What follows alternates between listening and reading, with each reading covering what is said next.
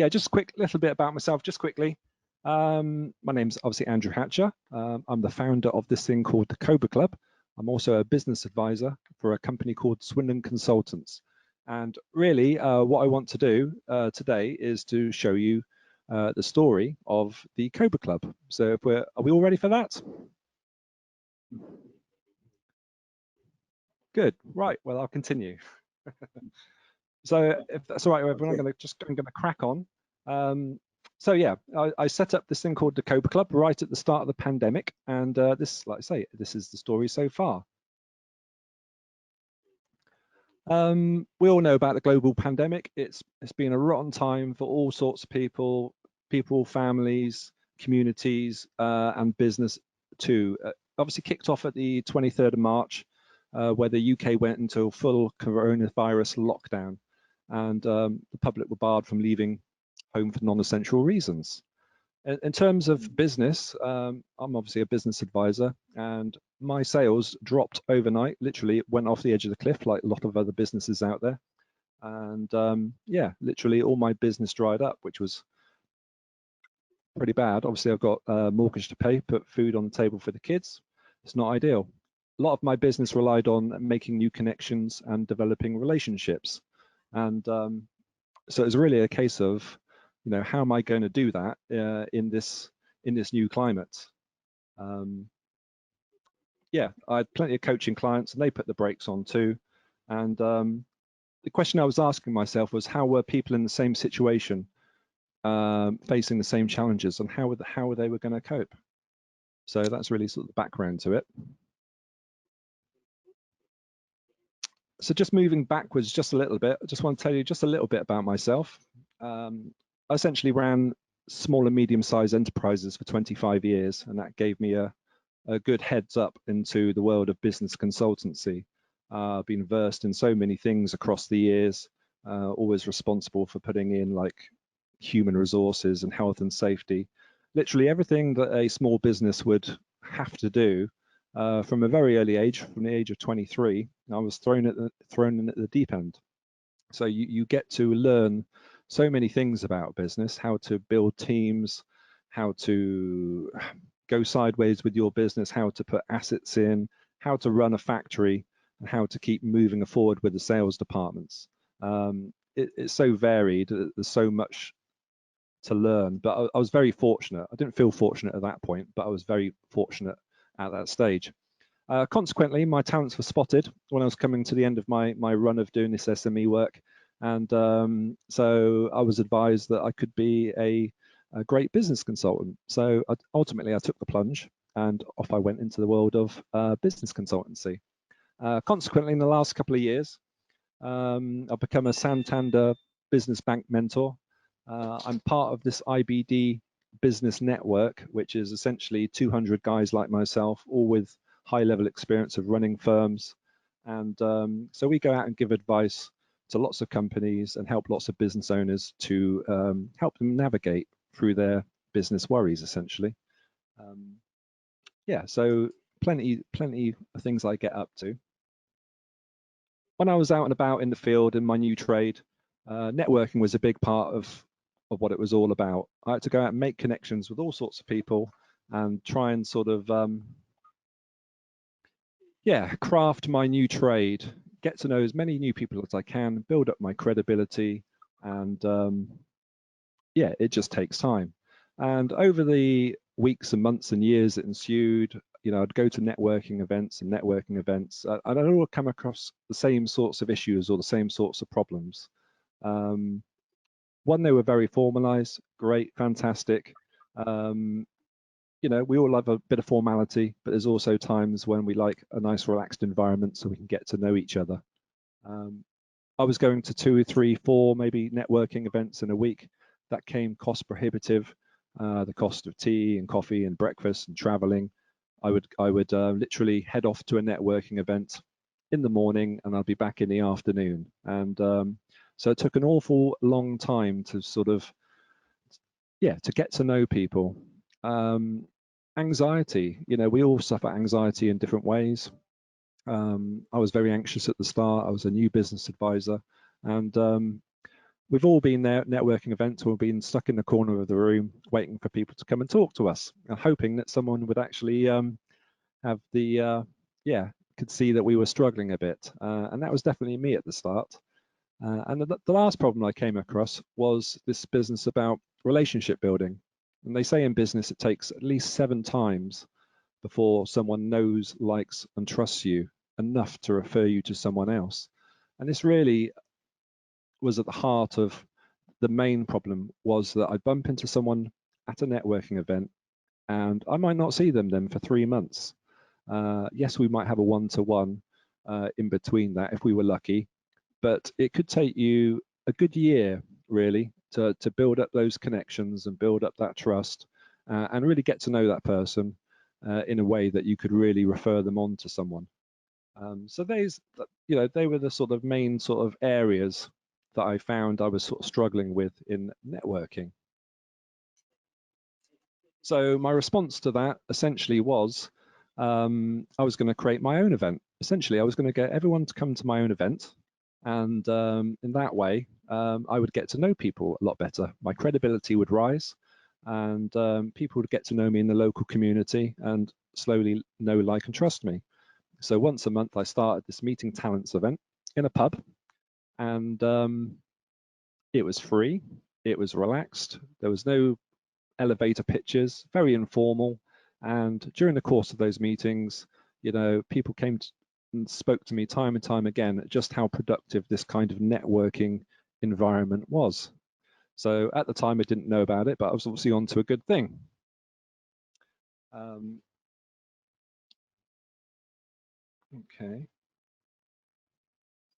Yeah, the main thing, it was accessible to all, and it was, cheap to attend. So coming back to the COVID, the global pandemic, obviously I was there. The government had told us we'd all had to stay in. My networking days were over. The pubs had shut down, so I couldn't hold that again.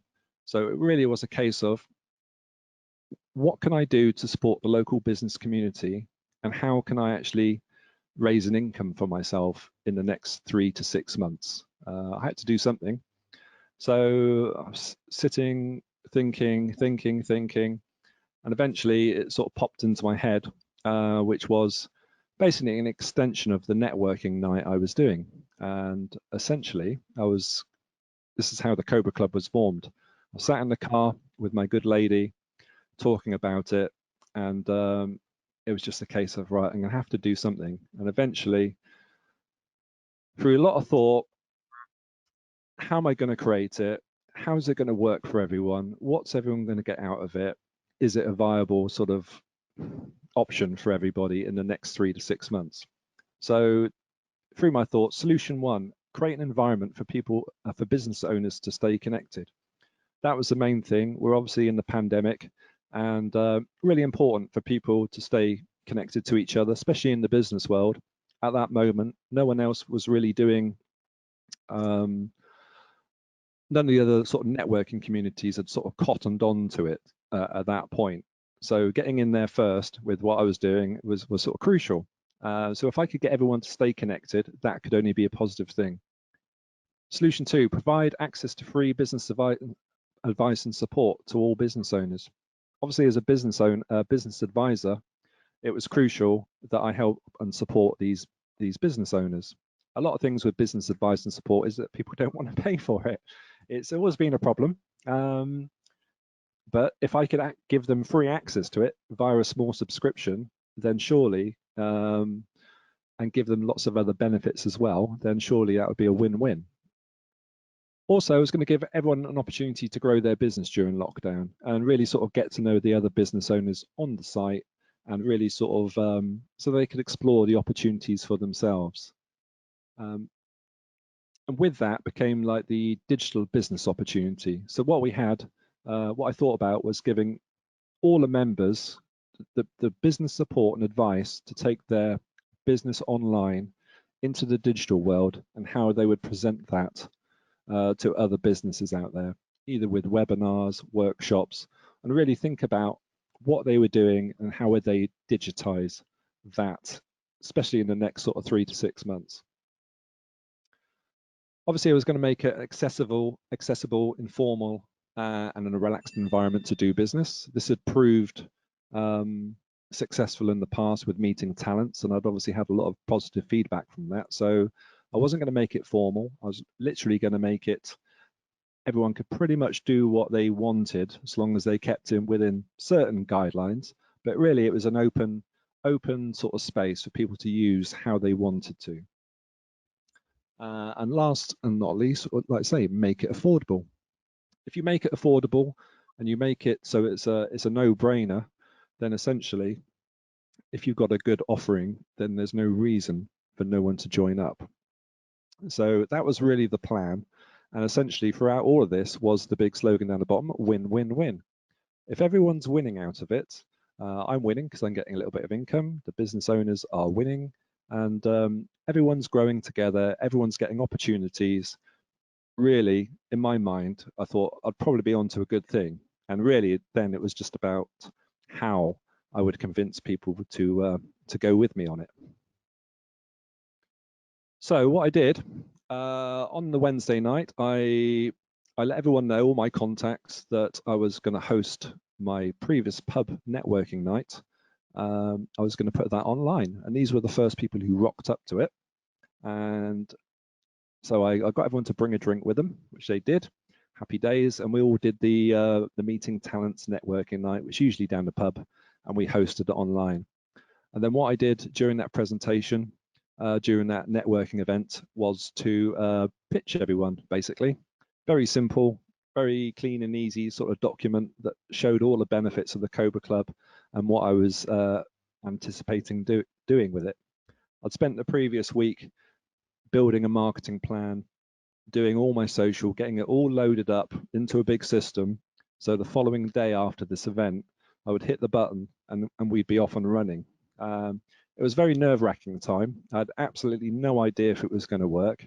And I knew once I hit the button, there was no going back. But anyway, I thought, you know, what have I got to lose? It's only my anxieties that are going to hold me back. The thoughts of what are people thinking? What are they going to say?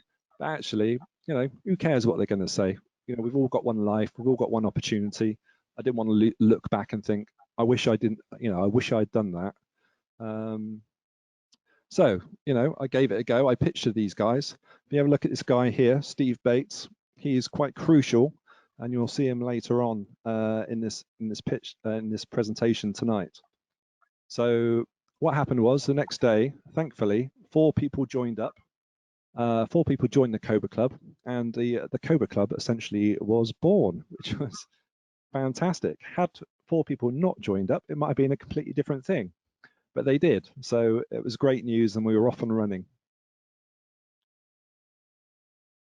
So basically, I had 3 strategies really I'd planned out. The WhatsApp came a bit later, but essentially the social media strategy, there was so much noise around on social media at that point with COVID and Corona. I hadn't done any posting online, I hadn't even spoke about Corona.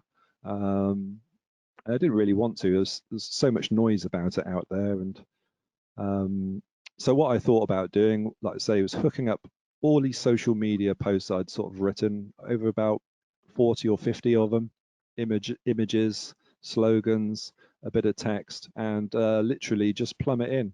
So I would hit the button and I'd be doing 12 to 14 posts a day, all across social media. I nicknamed it the bulldozing approach. If you post and you post and you post and you post until everyone's sick of it, and then you keep posting again for another sort of 3 to 4 weeks after that, then eventually, if you've got a good message and people aren't completely sick of it, you'll get the message across. So basically, that's what I did. And I thought, if I create it and I make an amazing experience for people on this Cobra Club site, essentially people would go out there and talk about it. And essentially, that's what happened. And last and not least, I hooked up a WhatsApp community that essentially runs alongside the Cobra Club. So basically, we have the online format of the Cobra Club, and we have the offline or WhatsApp version of the Cobra Club, where people go on and they post their articles and things, social media posts, and they ask people to support them on social media. So what that did, from where I was getting 100 views per post, that was soon raising up to like 1,500 views per post. Once you start using hashtags and putting people's names in it and everything else, and that really gets traction on social media. And there is this thing that they say, I don't know if people here use LinkedIn, but you have 1 hour from when you post a social media posting to get, they say, 22 points on LinkedIn. And this 22-point system runs like this. You get 1 point for a like, 2 points for a comment, and 3 points for a share. So if you can get your posts over WhatsApp and people to like them on social media, if you can do that, get over 22 points in that golden hour, then your post is more likely to get out to a much wider audience. And that's essentially what happened. I was very lucky. So the Cobra Club was starting to grow. We were starting to get members every day, and things were going well. Everyone was excited. There was people holding webinars there and events, and there was parenting supports groups, all sorts going on there. We even had a knitting club come in one day, which was great. One of the Cobra Club members was part of this knitting circle, and she brought all her friends on, which was fantastic. So we were running, meetings, webinars, and events at the same time, all on the Zoom system. Behind the scenes, I was building the website, getting all the payments system set up. We're on version 3 of the website in 3 months now. We're migrating tonight to this new bit of tech. And really on the site, it was about improving and refining. And you don't know until you start these things really what the problems are you're going to face. But for the most part, they're all solvable, and it's nothing really too bad. So what we have now is a selection of, I think we're over 60 members now in the last sort of 3 months, which is going really well.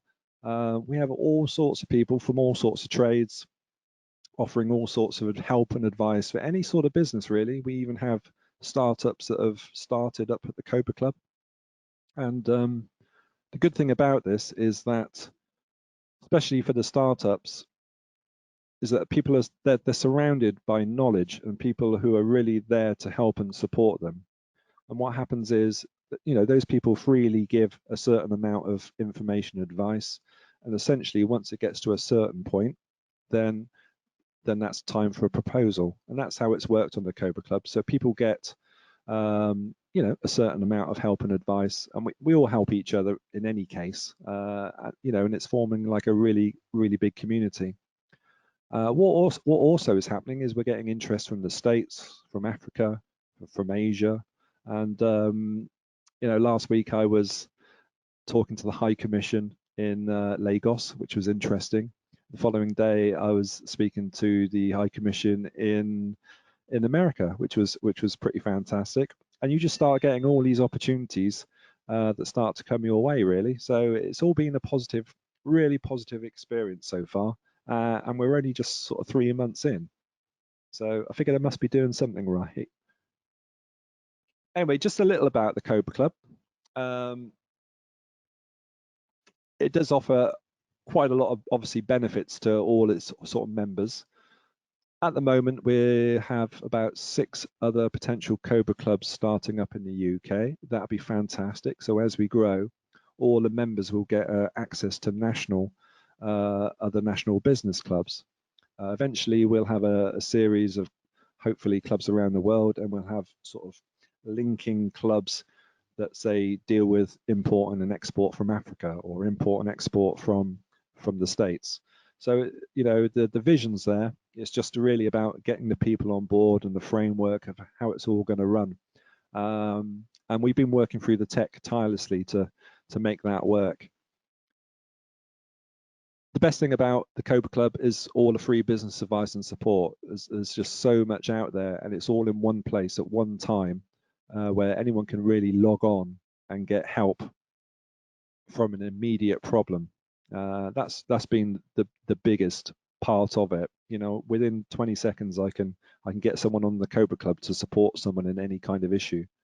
All the members there meet up one-to-ones. They bring all their visitors on as well. So we have so many people coming in and out the doors these days. it's just hard to keep up with it.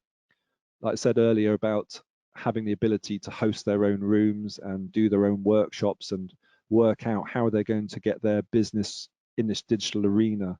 And we'll support them. We'll help share all their events on LinkedIn and other social media platforms.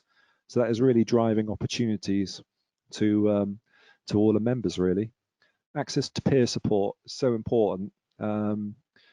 We all just need support at times, and if you've got someone there in your trade, you might be stuck. I've been stuck on a few occasions with certain things, but just having that person that you bump into every day or every other day just to lend an ear or give you some advice or a bit of direction has been fantastic.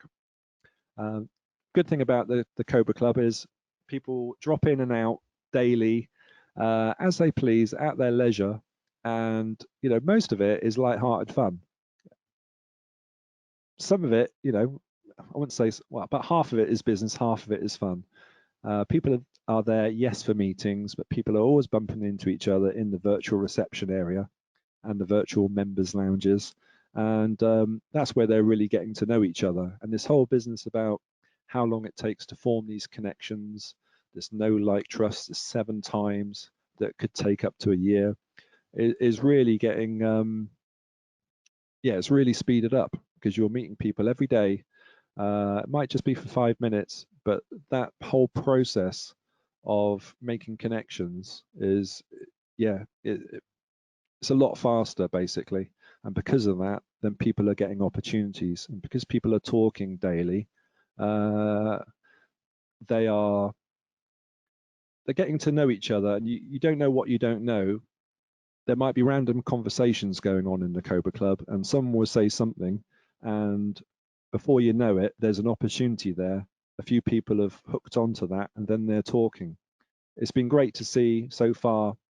There's been 3 guys already starting to collaborate on some really big projects at the Cobra Club, IT as well, actually, which has been really good. And loads of people are already networking, actually working with each other, paying each other for their services. It's just been fantastic.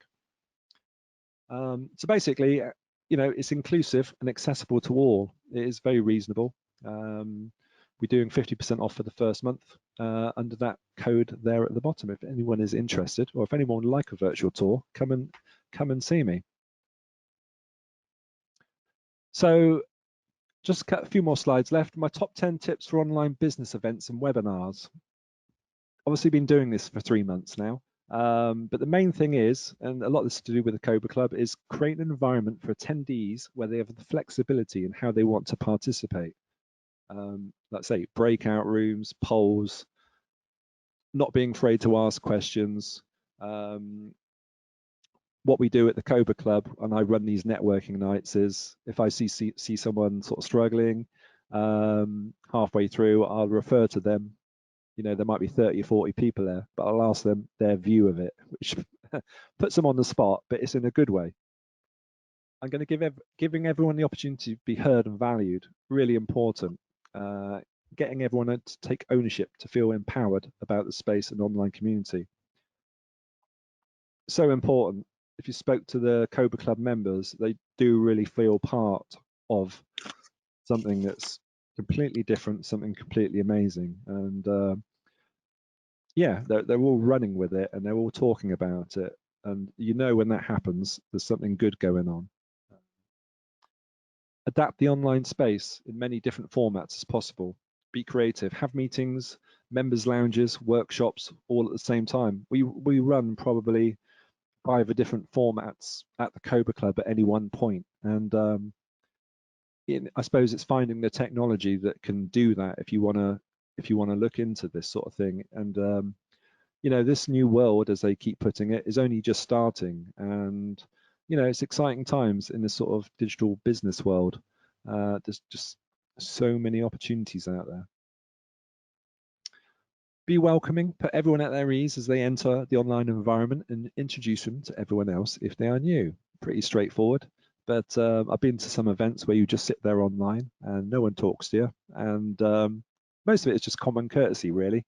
You treat people how you'd like to be treated yourself, essentially. And yeah, if you make everyone feel at their ease, they're far more likely to enjoy it. They're more than likely to be anxious when they come on board, and so important to say put them at their ease. Include everyone with coming up with new ideas, and remember to actually implement these if they make sense. I've seen this so many times where people have great ideas and nothing happens. If someone has a great idea, thank them for it, write it down. If it does make sense, then implement it if it is practical. If it's not, obviously let them know, but don't let this sort of thing drift, because yeah, people get the hump essentially if yeah, if you have a great idea, you say it's great and then don't do anything about it. Keep it professional and deal swiftly with any poor behavior that may offend, i.e. hold people accountable. It'll only ever be a few that ruin it for the many. What I did find a couple of times was, you know, like we'll drive a car, someone drives past you and you think you have the right to shout and swear at them. It didn't quite happen like that at the Cobra Club, but because of this distance we have and we have the screen in front of us, people thought it's fine to make the odd lewd joke. And actually what I did was just to stamp on that straight away and say, actually, this is a professional environment. We're not here for this kind of thing. You know, if you don't like it, there's a door, so to speak. You know, we're all professional people. We're all equal. And yeah, I wasn't going to let it happen. Not under my name, so to speak. So keep it professional. Number 7, smile, be welcome, polite, and helpful. Pretty standard stuff. Number 8, give as much as you can. Give help, advice, and support. If you give enough, then eventually good things will start to happen for you. And that's what I've been doing basically for the last year and a half, just giving. And, you know, just getting my name known, doing good things, helping out as many people as I can, probably to my detriment sometimes in terms of income. But eventually, if you give enough, some good things will start to happen. And luckily, some good things start to happen to me. Number 9, keep any online events moving at a pace. It's so easy for people to switch off if the event drags on. So lots of interjecting with people. Yeah, I've been to so many webinars where I just literally fall asleep. I start messing around with my email and everything else. And if you keep it moving, keep it, yeah, fast paced, you're more likely to keep people's attention. And yeah. Number 10, ask opinions of attendees during the course of the presentation to keep their attention and give people space to ask questions. This helps everyone get involved, feel valued and alert. So once again, it is just really letting everyone get involved and feel involved and feeling valued, and ultimately keeping them alert, because you never know if on some of the events I do, not that I'm picking on anyone, but I'll always plump for 1 or 2 or 3 or 4 people during the evening, and because I do that, then people know I might be asking them a question at some point, so that keeps everyone's attention. There we go. Keith, can you tell me, are there any questions come through? First, not quite question, but Alan Rowley, one of our attendees, is wishing you all the success with the Cobra Club, Andrew. Thank you. As do we all. That's really kind. From myself. Thank you. Do you have opinions on the various types of video conferencing software? For me, sorry? Zoom didn't exist. I didn't know what it was. I know a bit about it now. Go to the meeting, Teams from Microsoft, the meeting now. There's a whole load of products coming out. Have you got any preferences? Zoom, absolutely. It's got just so much flexibility in it. It's easy to use, easy to navigate, and just seems to just tick all the boxes at the moment. Yes, I'd make some changes to it. I've tried about 3 or 4 of the others, but haven't found anything yet that sort of comes close to what we want to do with it, essentially. And just ease of use, because what generally happens at the Cobra Club is the members sit and they run the club themselves. So whilst I'm very versed in it, and I've been going on it for now 3 months, I can sit there and train up someone for 10 minutes, and then they can literally run the club for like a few hours after that, 1 or 2 times on reception, and then someone really has control how to run a whole sort of event or session on Zoom. So Zoom gets my vote. Thank you very much. Okay, I think that's where we are. We have no other questions. Okay, well, all I can do then is sort of sign off and say thank you very much indeed for attending. I hope you bore with us on this experimental process, and I will wish you all a very good night, and hopefully we'll see you again on the 7th. Who's the speaker on the 7th, Keith? On the 7th, hopefully it will be my ex-boss, a gentleman called Chris Farmer. But for a lot of you who don't know, I work for Hansen in the UK. Globally, we are part of the Heidelberg Cement brand. My boss, or ex-boss Chris, then went to work in Heidelberg, but remained in Bristol. So spent a long time running an application management team based in Heidelberg, based in Brno in the Czech Republic, but commuting into Bristol or chipping Sodbury from Bristol every day. Right, so that's managing teams from at a distance. Okay, we'll look forward to that then, Keith. Thank you very much indeed, and good night, ladies and gentlemen. The presentation now. John, before you go for it. Before you finish, Keith, there are a couple of questions come in as a result of your question. All right.